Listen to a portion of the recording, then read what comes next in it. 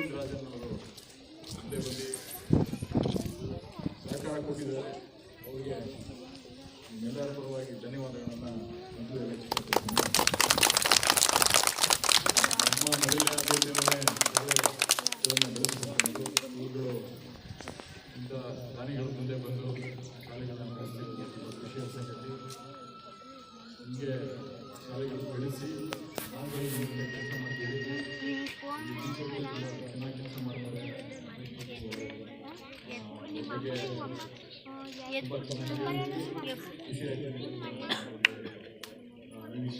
ಶ್ರಮವಹಿಸಿ ಶಾಲೆನ ಬೆಳೆಸಿದ್ದಾರೆ. ಎಲ್ಲರಿಗೂ ಒಳ್ಳೆಯದಾಗಿ ದೊಡ್ಡ ಮಟ್ಟದ ವಿಷಯ ಆಶಿಸ್ತಾ